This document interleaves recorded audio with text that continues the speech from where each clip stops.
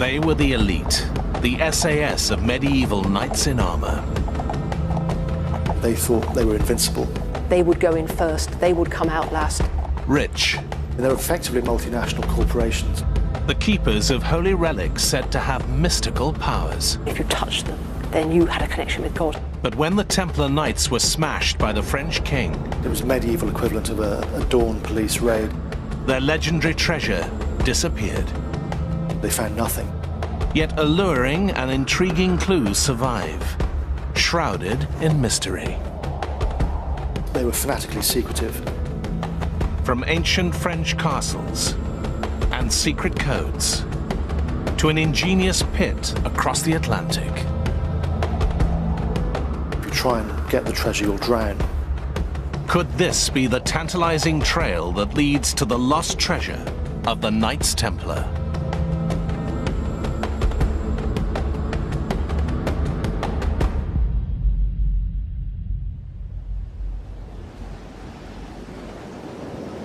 Turn back the eternal tide of time by almost 1,000 years, and an enduring legend begins. A legend forged on the long and dangerous pilgrim route from Western Europe to the Holy Land and the hallowed city of Jerusalem. Travelers risked violence and even death at the hands of bandits who preyed on pilgrims around sacred Christian sites like the Sea of Galilee. A Russian monk who visited the region described the danger in 1106. This place is very dreadful and dangerous. Many tall palm trees stand about the town like a dense forest. This place is terrible and difficult of access, for here live fierce pagan Saracens who attack travellers at the fords. Travel along the roads was very dangerous because any lord who owned land by the side of the road reckoned it was his right to take toll off anyone that passed. Protection money, if you like. Some groups decided not to pay and fought. So notoriously certain pilgrim groups didn't get to Jerusalem because they were either cut to pieces or taken prisoner. Amid the turbulent times of the early Crusades, a small group of devout French knights appeared in Jerusalem, willing to dedicate their lives to Christ. The country needed fighters, not just men that prayed. And so, the later accounts say, they went to the Patriarch of Jerusalem, the head of the church in Jerusalem, and said, we want to do something to help Christendom, we are knights. And he said, for your sins, I order you to protect the pilgrim roads. These were highly trained fighters. The knights were at the top of the medieval military machine. They were the medieval equivalent of a tank, a fully armed knight on a horse, which was also armoured. It was pretty formidable, so it could have only taken 1 or 2 knights to protect a road and keep it fairly safe. They became known as the Knights Templar after basing themselves on part of Jerusalem's historic Temple Mount. Apparently the Templars asked to be based in the Al-Aqsa Mosque, which they referred to as the Temple of Solomon. They believed that it went back to the reign of King Solomon, that great wise king of ancient Israel. The Temple of Solomon had been destroyed by the Romans in 70 AD during the Jewish uprising. So nothing was left, but it was an area steeped in mythology. Solomon was famously the wisest of all men.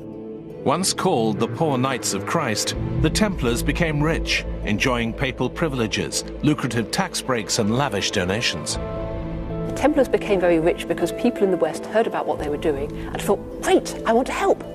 So they gave them money. They left the money in their wills. They gave them land, which raised their income. They even created their own kind of bank and the equivalent of a modern traveller's cheque to protect pilgrims' money. The Templars did develop a system whereby you handed in your money, for example, in Paris, you got a chit that said this money has gone in, you present your chit when you arrive in Acre and you could have your money back again. The Templars had become rich and influential in cities across Europe.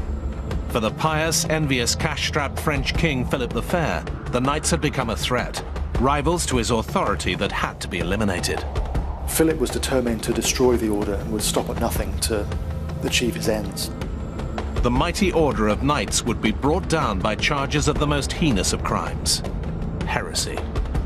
He had installed spies in the order. He got people to join the order, and they were reporting back to Philip saying strange things are going on.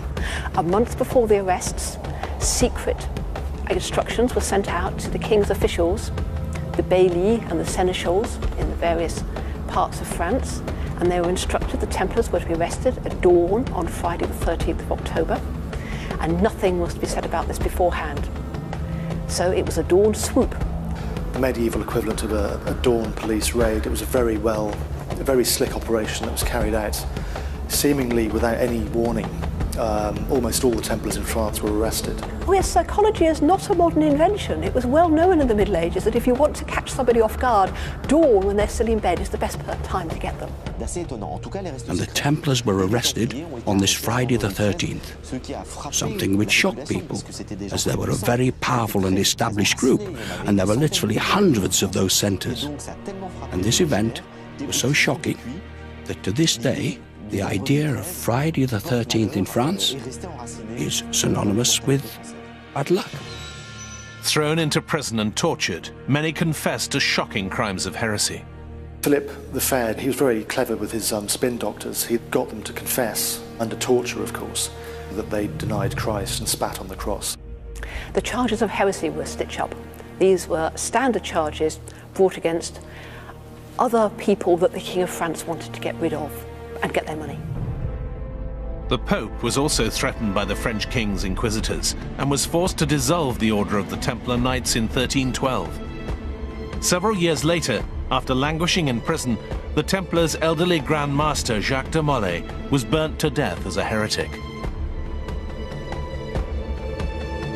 He suddenly showed a huge amount of resolve. He's also said by some chroniclers to have called the Pope and King Philip to meet him before God within the year to account for their actions. This has become known as the curse of Jacques de Molay. And it came true, apparently. The Pope died on the 20th of April, just a month later, of a stomach complaint. And Philip himself died before the end of that year. He died in November 1314 in a hunting accident.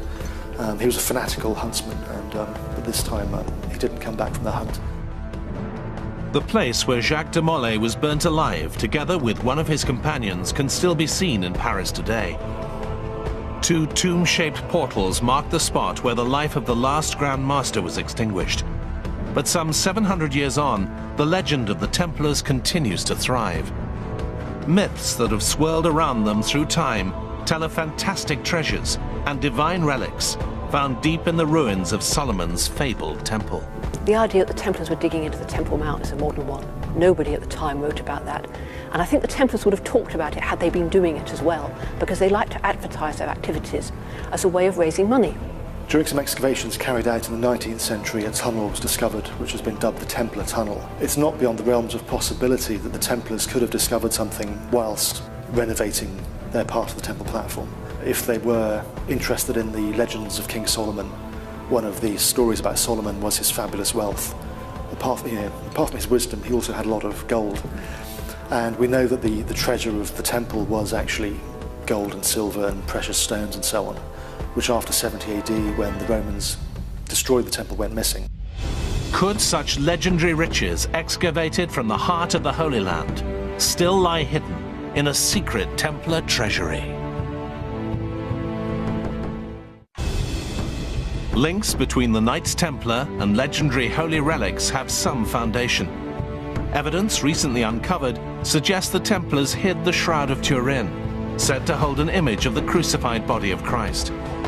Could the Templars have secretly removed such treasures from the Paris temple before their arrest in 1307? When Philip's men went into the Paris temple on that Friday morning, all they found basically were Templars. They didn't find any treasure troves, no storerooms or chests full of gold. The hunt for the fabled lost treasure of the Knights Templar had begun. According to one alluring tale, a band of French knights escaped before Philip's dawn raid, taking their hoard of treasure west, towards England and a former Templar fortress at Gisors.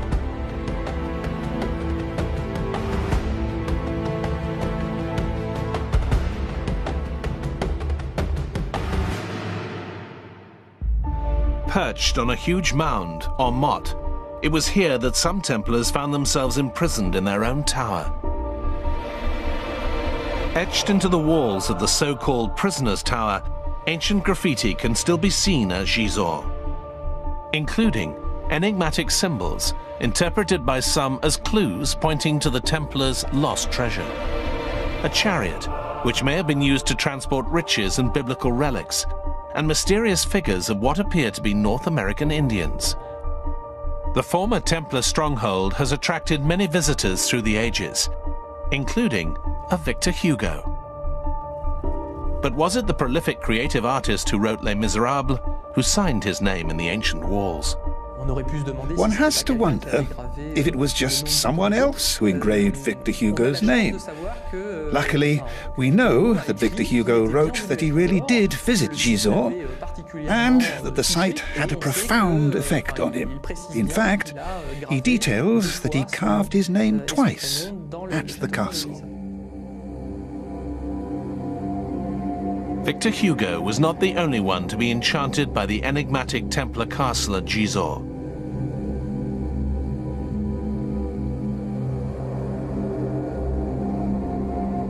A caretaker, Roger Lemoine, moved into the fortress in 1929. He sparked a sensation and a frantic hunt for the legendary lost treasure.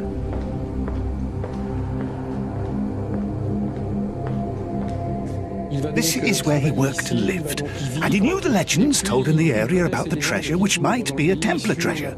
Clearly he was impressed, so impressed that he started to search. Imagine being in his place. The end of the day comes, the castle is closed and he is alone, so he starts digging, and he will do whatever he needs to do, taking his time. He even asked for permission from the town hall to excavate, and the town hall told him, yes, go on, excavate. If you find something, then we'll cross that bridge when we come to it. So he pushes ahead. The Germans come and seize the castle. He's very worried, but in spite of everything, he carries on. It becomes his obsession. He keeps going and searching. He carries on searching. The war ends, and the Germans leave, and he keeps going. He keeps searching. And one day he is digging above us here in the dungeon. He digs an amazing pit, and there he finds something. Roger Lemoine claimed to have found an underground chapel crammed with vast riches. In lurid detail, he described an elaborate vault with 19 stone sarcophagi, each 2 meters long, and 30 chests full of precious metal, none other than the Templars' lost treasure. He alerted the local authorities, but when a town committee investigated the dig, all they saw was a hole in the ground.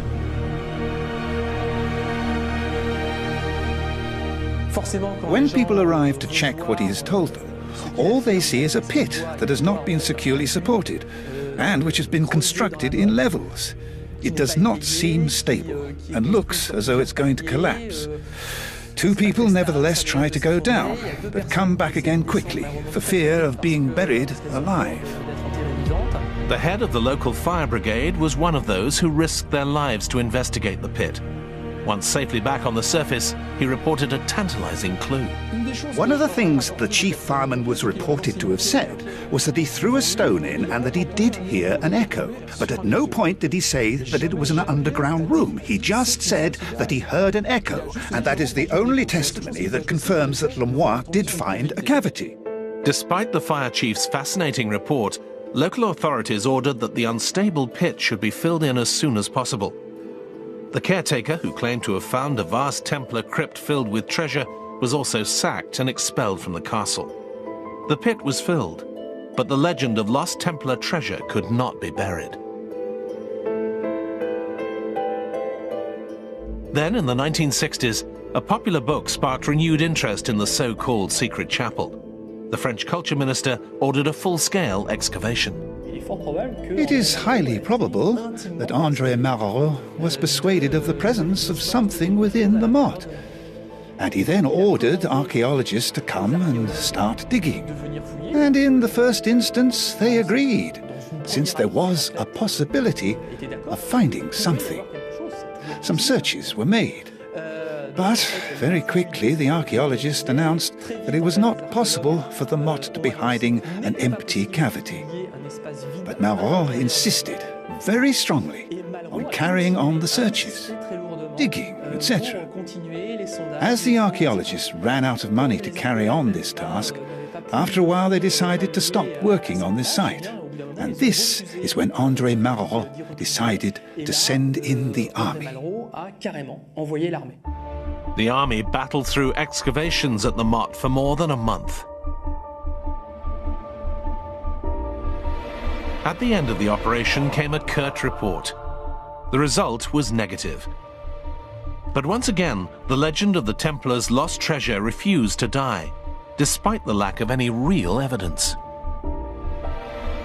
The military forces acted as military forces do. So they sealed the perimeter and they dug and evacuated the earth, which is the origin of the theory of trucks carrying off the treasure buried in the mount. The fact that we are forgetting is that they never found a construction. If it existed, they would have found it, but nothing was found. There's no evidence anything was actually found at Gisors. Stories circulate, but when you look at the stories, they're contradictory. Nothing's actually been produced that says this was found at Gisors. So it's another one of these treasure hunter stories. Intriguing, but when you dig in there, there's nothing there.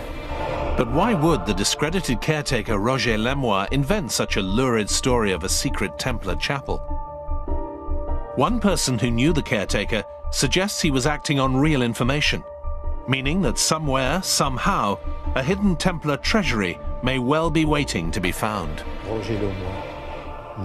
Roger Lemoyne never entered this room.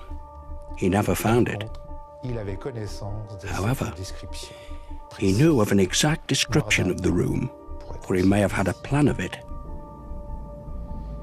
And Roger Lemoyne, crafty as he was, adopted the following tactic. He dug, obviously, but he didn't find anything, at least not the chapel. He decided to gain maximum publicity, knowing that if the chapel was found, he would be granted a share of the discovery. Despite lack of evidence, it's part of a wider story that seems to captive pillar on the world. Tale of a still band of knights being purged with a hoard of treasure. If it wasn't buried at Gisors, perhaps clues, or even the treasure itself, lies beyond France, across the Channel in Britain.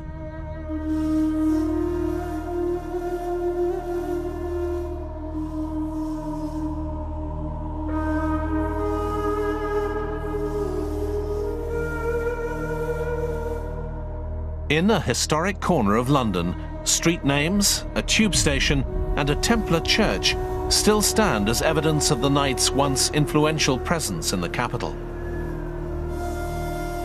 The design of the Temple Church in London was inspired by the Church of the Holy Sepulchre in Jerusalem.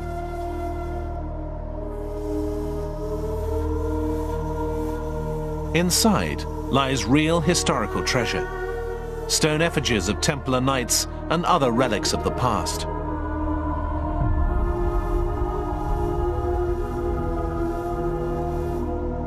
From London, the legendary Templar treasure trail leads to the northwest and an old country family estate, where a collection of Georgian follies appear to contain tantalizing clues.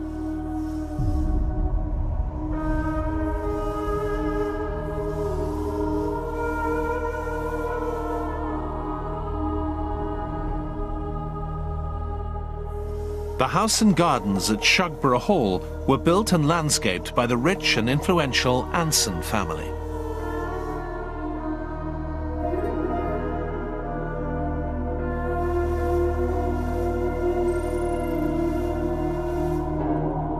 The Anson family date back for a very long time. They were English nobility, English aristocrats, and they were very close to royalty and to the government. I would use the word influential. They were very important people who were effective in altering history. The Anson family fortune was amassed by George Anson, a navigator and Royal Navy captain who attacked Britain's enemies on the high seas.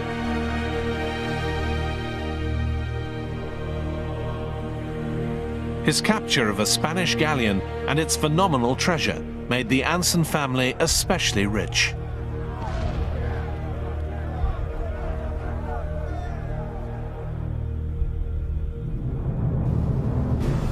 After George Anson died, it was his brother Thomas who took over responsibility for the family estate, spending vast amounts of his deceased brother's money. The monuments at Shugborough were built on the back of this Spanish silver that was captured, the Spanish treasure. And Thomas Anson, the elder brother who lived here, wanted to spend all the money, really wanted to place Shugborough into a national league. He wanted Shugborough to be considered amongst the most important houses of the day. So he used all this money to use the best architects, the best artists, and to completely cover the parkland with these up-to-date, brand new, modern monuments. Very different, very unique. Of the 8 monuments scattered across the grounds, one has been linked to the legend of the Templars' lost treasure.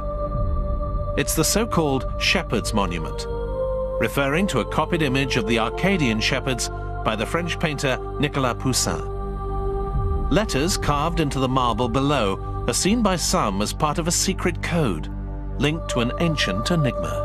One of the strangest and most intriguing mysteries about the Shepherd Monument here in Shugborough are the 10 letters underneath the monument itself. There's a D lower than the other 8, with an M at the far end.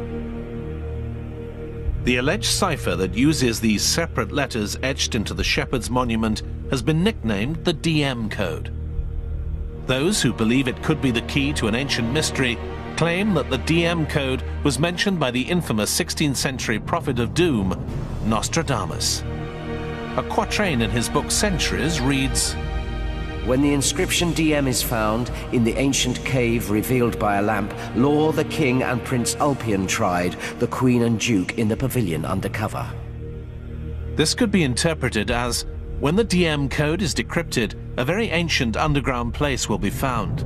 Then laws, kings and princes will be seriously tried. Could this underground place refer to a secret Templar chapel? The DM code is a relatively modern invention, yet people have been trying to decipher it for more than 200 years. Perhaps the key that could unlock the DM code lies beyond the enigmatic gardens of Shugborough Hall. In Paris, where the painting featured on the Shepherd's Monument, Nicolas Poussin's 17th century masterpiece, The Arcadian Shepherds, is kept at the Louvre. The painting features 3 shepherds and a woman gathered around a tomb, in a dreamlike landscape representing Arcadia, a kind of ancient Greek paradise on earth. On the tomb, a Latin inscription reads, "Et in Arcadia ego," which could be translated as, "I too am in Arcadia." But there is another entirely unorthodox translation. The Latin phrase can also be read as an anagram, "Aitego arcane Dei," which means, "I keep God's secrets." The shepherd's hands have also been seen as lying in an unnatural and uncomfortable position. Was the artist trying to convey some sort of hidden message?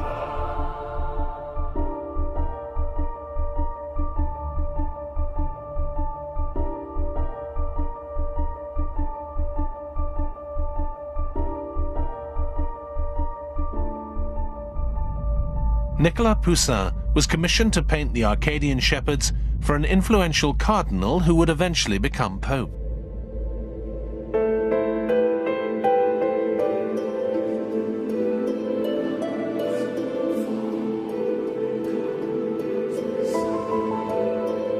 It wasn't only the painting, but the artist himself who seemed to attract the attention of influential figures. The King of France was interested in Nicolas Poussin. and a letter between mutual friends of both men seems to suggest that the painter held the key to some fantastic secret. Part of that letter reads, "He and I have planned certain things about which I will be able to fill you in shortly. Things that, because of Monsieur Poussin, will give you advantages that kings would find it difficult to extract from him, and perhaps after him nobody will rediscover for centuries to come. And these are things so difficult to search for that nothing on earth could be of better fortune, and this cannot be equaled." What were these secrets that could give such fantastic advantage to their holder that nobody on earth would be able to gain it again for centuries to come?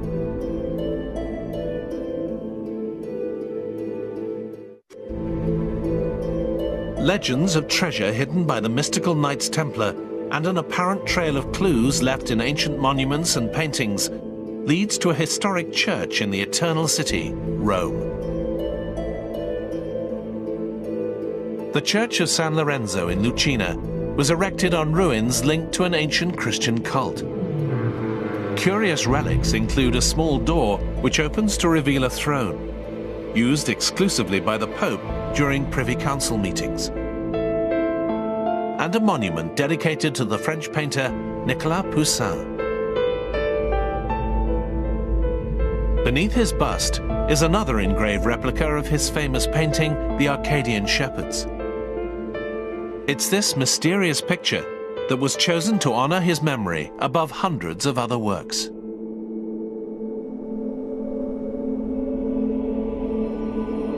A fellow countryman, the novelist Chateaubriand, had the monument erected in 1832. It features a Latin verse that pays homage to Poussin, but it also seems to suggest that his paintings hold some sort of clue. Hold back your pious tears. Poussin lives in this tomb. He had given his life without knowing how to die. He keeps quiet in here, but if you want to hear him speak, it's surprising how he lives and talks in his paintings. If Poussin held some kind of magnificent secret, perhaps the solution can be found in his paintings. The Arcadian Shepherds has attracted the interest of influential people over the centuries, including King Louis XV, and hundreds of years ago, it was this very painting that the great navigator George Anson had engraved on the mysterious Shepherd's monument at Shugborough Hall. But this carved replica is not the same. A finger that originally pointed to the letter N is missing. The carved image has also been inverted, with the addition of a pyramid on top of the tomb.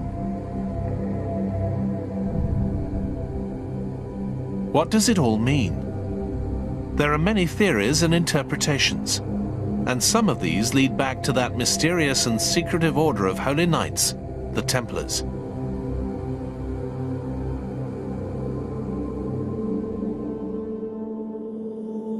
Some say the carving represents the tomb of Christ, the shepherdess Mary Magdalene, and the bearded shepherd, a Templar knight.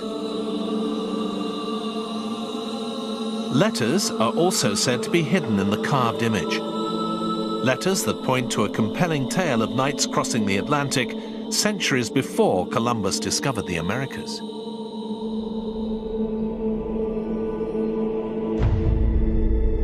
According to this theory, letters on the monument can be decoded to read the name of the Canadian province, Nova Scotia.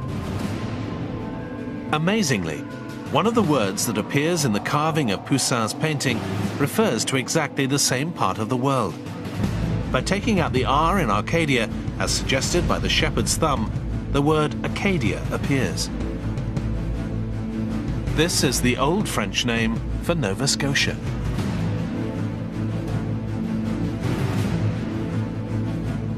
But what links the Knights Templar and their legendary lost treasure to a far-off shore across the Atlantic in Canada?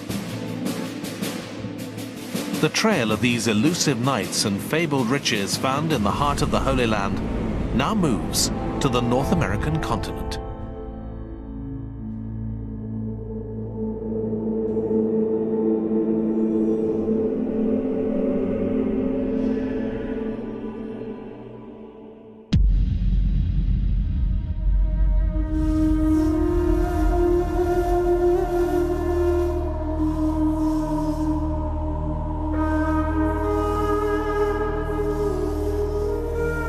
area, evidence of secret societies linked to the Templars can be traced back to the earliest recorded settlements on Canada's east coast. The French colony was governed by Isaac de Razilly, a great knight in the Hospitalier Order of St. John of Jerusalem, which inherited some of the Templars' worldly goods.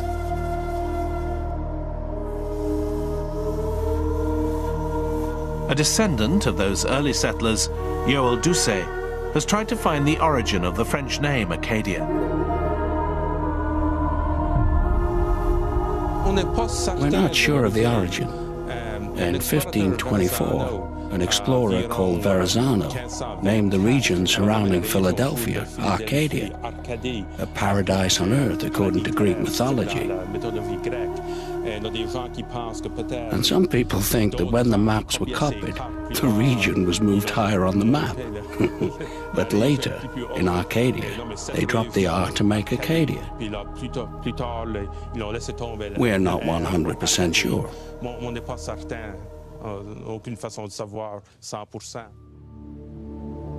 According to another theory, the name Acadia comes from the indigenous Micmac Indians. Like other native people on the North American continent, their legends pass down through generations. They tell of white-skinned people who came from the ocean well before Columbus. Intriguingly, some Micmac Indian art resembles the Red Templar cross on a white background.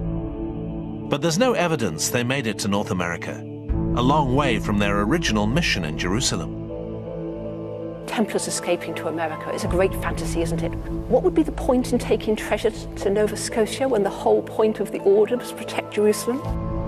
Yet in Nova Scotia, the appropriately named Gold River leads to more glittering conjecture and legends of hidden Templar treasure. The river flows into Mahoney Bay, where one of a dozen islands hides a real mystery which remains unsolved to this day. The Oak Island treasure pit legend began in 1795. A local man, Daniel McGinnens, apparently stumbled on a small glade amid the oak trees. He saw the faint outline of a small depression, as if something was buried there. Believing he may have stumbled across a hoard of pirate treasure, he went back to get tools and two friends to help him. Local tourism director Danny Henniger describes what happened next. They started digging in this depression, fully expecting to find pirate gold. They dug down about 2 feet and struck something hard in the hole with their shovels. And of course, they were expecting to find a treasure chest, and as they uncovered this object in the hole, they discovered that the 13-foot in diameter depression was actually opening up into a 13-foot in diameter shaft. And the hard thing that they struck in the hole was actually a layer of flagstones that was covering the mouth of the shaft that had been refilled. So they continued digging, taking those rocks out, and expecting, of course, any moment to find treasure. Some 3 meters down, there was no treasure, but a kind of wooden platform. They removed it and kept digging, only to find another wooden platform 9 meters beneath the surface. And at that time, of course, they felt that they were in over their heads, excuse the pun, but they decided then to try and get help from mainlanders, and they couldn't get any help. People were actually scared of Oak Island because it's always had a superstitious character about it, and of course at that time in 1795, people didn't have the time really to pursue a treasure hunt, and a lot of people thought these 3 young men were quite crazy, actually. New excavations began several years later in 1803. Around every 3 meters, the treasure hunters hit a platform of wooden beams. Heart-shaped stones, fragments of coal, and coconut fibers were also found. Then, some 28 meters down, they hit a mysterious stone. The stories tell us that the digging was easy, and we interpret that as meaning that there weren't a lot of large stones to be removed, and the earth was easily removed, obviously, because it had been refilled again. So at the 90-foot 93-foot level, they found the stone that later became known as the Warning Stone or the Inscribed Stone. And when they rolled the stone over, they found that there's characters etched into the face of the stone such as none of them could interpret. It wasn't a known language, at least to anybody there at the time. And they took the stone and pitched it to one side and continued digging in the bottom of this pit. The purpose of the so-called Warning Stone became clear. It appeared to mark a boundary. Digging beyond it, workers found themselves engulfed by water flooding into the pit. The next day or so, when they came back to finish off this dig, they discovered there was 60 feet of water laying in this pit, and they tried to bail it out and they couldn't. They tried bailing it with buckets. They didn't have pumps at that time, at least not on Oak Island to use, and their spirits were crushed and they basically left Oak Island. The flooded pit remained inaccessible for more than 40 years. The infamous Warning Stone disappeared. By the 1900s, the pit attracted hordes of treasure hunters, eager to try their luck at defeating the flood defenses that seemed to protect whatever was buried there. They included a certain Franklin D. Roosevelt, future President of the United States.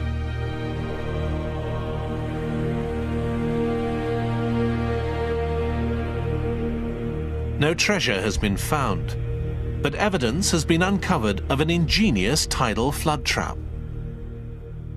One of the most vexing and damning problems trying to secure the treasure or solve the mystery of Oak Island has been the water that has appeared deep underground in Oak Island. At first, of course, people thought it was natural water inclusion until they discovered it was salt water. And not only was it salt water, but it rose and fell with the tide. So they knew there must be a connection between the money pit, where they were digging for the treasure, and the ocean. And they went to what was then the most obvious location, 520 feet away in a place called Smith's Cove. So as they're walking across the beach, when the tide went out, they noticed the water was gushing from the beach, from the sand, as if it was being squeezed from a giant sponge. They noticed that was a very unusual trait to find in any beach, so they started to do some excavation. And when they were finished, they had excavated over 145 feet of the beach surface, 5 feet deep, and they discovered, buried under layers of sand and gravel and stones, eelgrass, and so much coconut fiber. The artificial beach concealed an elaborate network of channels. They ended in a kind of storm drain linked to the so-called treasure pit.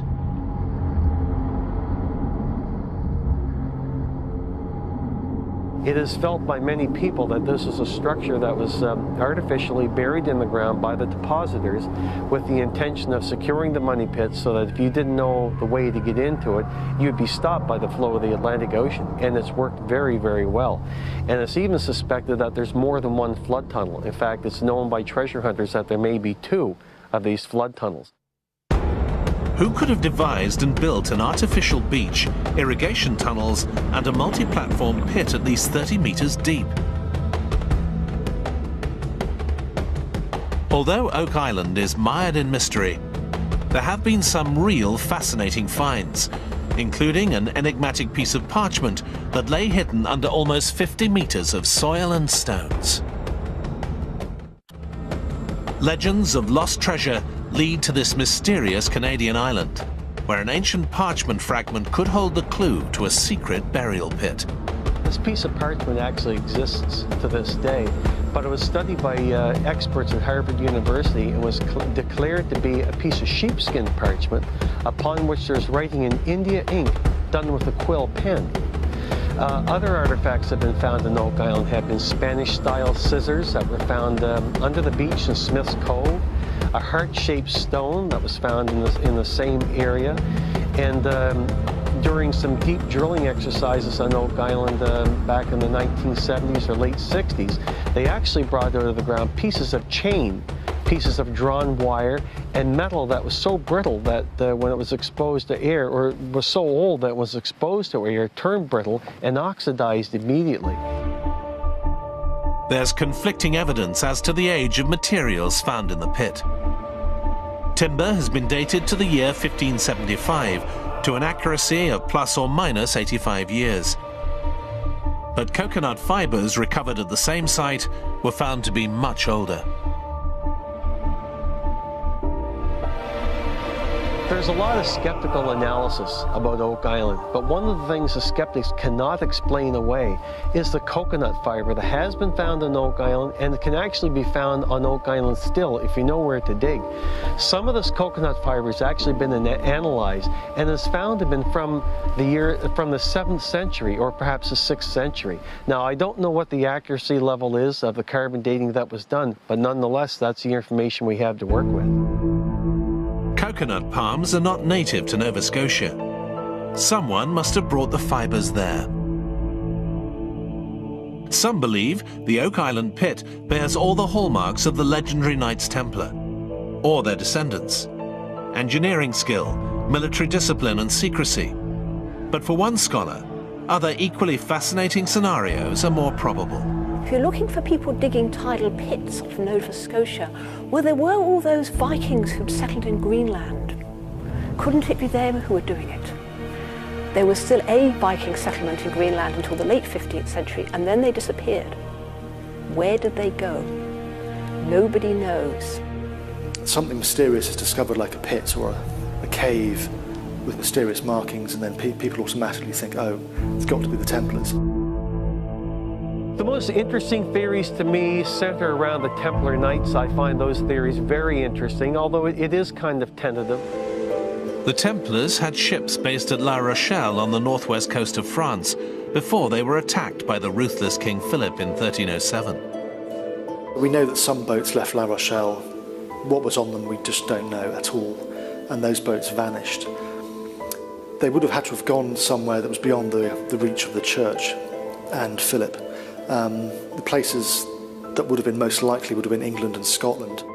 But those who think the Templars could have made it to Nova Scotia point to the presence of related organizations like the Order of Malta and the Freemasons among the region's early settlers in the 16 and 1700s. Yes, there have been some things found with regard to the Templar theory that sort of fire people's imagination. One of the many things that's been discovered on Oak Island is a stone with the letter G carved into it. Now, if you do some research on the Masonic Lodge, you'll discover that the letter G is one of the symbols that they use in their allegory. And of course, the Templar Knights can be connected with the Masonic Lodge as well. Oak Island is now privately owned. Excavations continue, but so far, no treasure has emerged from the enigmatic tidal pit. Yet real Templar-related treasure does exist.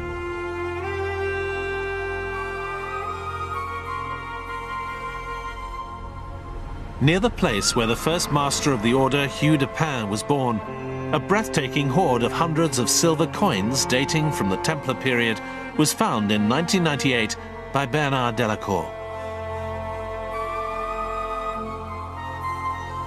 The coins were stuck together, forming packages of coins. It was impossible to estimate the quantity to start with, but I nevertheless realized from the beginning that it was a major discovery. But the silver hoard isn't the legendary Templar treasure of biblical wonders, Solomon's Temple, or ancient world-changing wisdom. Although they were brutally crushed some 700 years ago, the Knights Templar live on in legends that illuminate modern lives, dulled by grey suburban conformity. We live in this culture which is very, very materialistic, and the Templars offer a bit of romance and mystery and intrigue. I think fantasies are to enjoy and to enliven our darkened hours, but we've got to remember that they are fantasy. I know some people base their lives around the Templar myths. I think that's quite dangerous, actually. You can lose touch with reality. Myths and legends are at their most interesting when they remain undeciphered, when they have been created for that purpose. This is more common than you would imagine.